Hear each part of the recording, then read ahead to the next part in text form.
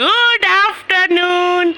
আবার চলে এসেছি, এক্সারসাইজ করছিলাম, হাঁটছিলাম বাবা, এতক্ষণ হাঁটছিলাম।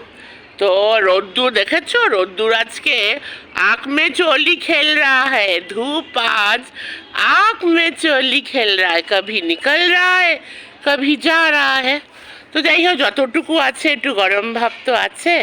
তো ছাদে এসে যেটা করতে এসেছি ওটাও রেগুলার, এখানে রেগুলার ব্লগিং আমি করছি তোমাদের সাথে। তো সকাল থেকে উফ, তোর বলো তো শীতকালে সব থেকে ডিফিকাল্ট কাজ কি?